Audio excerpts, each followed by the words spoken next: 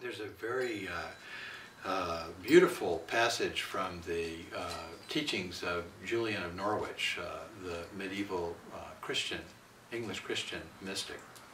Julian, her mystical path began when she became quite ill and thought she was dying. And as she lay dying, she had a vision of Jesus. Jesus came to her and spoke to her in a series of what she calls showings, and offered her lessons, the most famous of which was, "And all shall be well, and all shall be well, and all manner of things shall be well." It's a beautiful teaching. But in another showing, Jesus held out something in his palm before her that was about the size of a hazelnut. It's the way Julian describes it, her 14th century way of thinking. Not a marble or a pebble, but a hazelnut, a familiar object that she would have seen every day. And she said, it looked so small and so vulnerable. And she said, "What is it?" And Jesus said, "It's the world."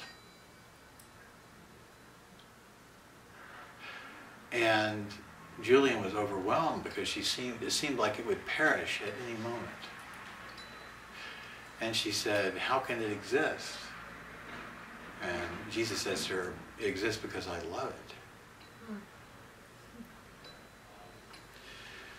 So this is the correct relationship to have to the earth.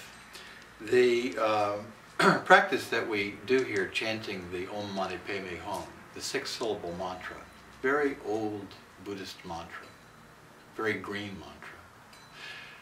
Part of the reason for doing that practice is that it awakens the heart. It's a very gentle, a very beautiful, very calming, centering practice.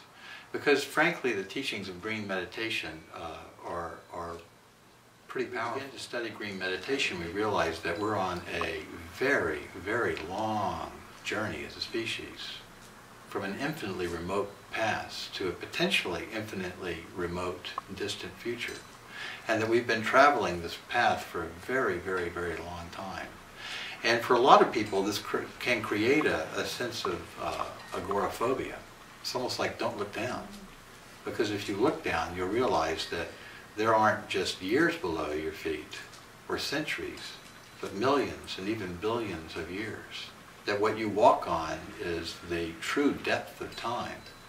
It's the difference between treading water at the deep end of a swimming pool and floating atop miles of deep green sea in the middle of the ocean. Green meditation is really the latter. And the only thing that really holds you up is joy, and so we do this chant. One of the things about this chant, which is so joyful, is that it really summarizes the deeper teachings of Buddhism. Each syllable of the Mani, the 6-syllable Mani, Om Mani Padme Hum, stands for one of the paramitas, or transcendent perfections of Buddhism. The Bodhisattva path is said traditionally to consist of these 6 transcendent virtues, or these 6 transcendent perfections. The first of them is generosity, and the last is wisdom. But in many ways, the first is the most important, generosity. Now, traditionally, there are all kinds of stories that teach us about how to practice generosity. A lot of them are taken from the Jataka tales. People familiar with the Jataka tales? Stories about the Buddha. These are very old folk tales, Buddhist folk tales, that tell us about the Buddha's previous incarnations before he became the Buddha. And in a lot of them, he's an animal, right? Like sometimes he's a deer, sometimes a rabbit. Sometimes he's a human being. He can be a king, he can be a tailor, a servant. But in every case, he performs some act of kindness, or manifests some wisdom. Or basically, they're all acts of generosity. That's really what they all have in common. He performs some act of generosity which takes him further on the Bodhisattva path, further towards being a Buddha. And the general lesson seems to be that we ought to be generous. We ought to be generous. We ought to be willing to give from what we have. money, possessions, time, love, concern, teaching, kind words. There are all kinds of things we have to give. And if we have them, we should or we ought to give them freely. That's the traditional teaching about this first paramita, generosity, in Buddhism. There is, however, a much deeper and much older teaching that very early human beings would have understood, and which the animals understand intrinsically. And that is not so much that we ought to be generous, but that the world itself is built upon generosity. That the world functions only according to generosity. That all things that eat are themselves eaten. That's one way of thinking about it, is that all things that live by the life of others, by taking the lives of others, plants, animals, even our bodies are constantly killing microbes and absorbing them. All creatures who live that way, by taking life, also give life. And so life is continuously being recycled. And this is in fact how the world is made. That nature is where we come from, what sustains our life, and what takes us back into its warm embrace at death. That nothing is gained and nothing is ever lost from that. The Buddha himself seemed to understand this. At the moment he became enlightened, Mara, the tempter, came to him with a final temptation. Mara had already paraded dancing girls before him and threatened him with vast armies and tempted him or threatened him in all sorts of ways, and none of it worked. So finally, the final temptation, the last temptation of the Buddha is, he says, Mara says, so what makes you so enlightened? It's interesting. Final temptation is, what makes you so enlightened?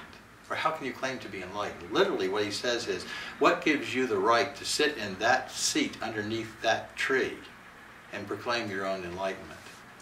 And the Buddha simply reaches down with the fingers of his right hand and touches the earth and says, I call the earth as my witness. That's probably a later version of the story. I call the earth as my witness. Because in the later versions of the story, what happens is the earth says, yes, the Buddha is enlightened. This is the world-honored one. And according to that story, the blossoms rain down and the birds sing, and it's a real Mary Poppins sort of, or zippity-doo-dah kind of moment, where the earth confirming the Buddha's enlightenment. But I think this goes back to a much older version of the story in which probably the Buddha simply touches the earth and says, this is my enlightenment. This is my point of connection. Nothing can be lost, nothing can be gained. All is here. All is well. For as Julian says, and all shall be well, and all manner of things shall be well. It's the same teaching. The world exists because we love it. And because we love it because we are loved by it. It loves us, we love it. So if we want to think in terms of the path of the green bodhisattva, then the green bodhisattva practices the paramita of generosity by first understanding that generosity is not the ideal, but the real. It's not the ideal, but the real. It's not a place we get to, but a place we start from, and something that we have to offer already. And we are offering now, simply by virtue of being alive. And if we bring ourselves in harmony with that principle and consciously embrace a process that we are already inextricably locked into joyfully, not as a prison, but as a liberation. Our liberation consists in honoring that vast web of interconnectedness and blessing which we call, which some people call a world, some people call the Pure Land, some people call it heaven, and which increasingly these days I think of as the planetary ecosystem. Mani Padme Hum, Mani Padme Hum, Mani Padme Hum.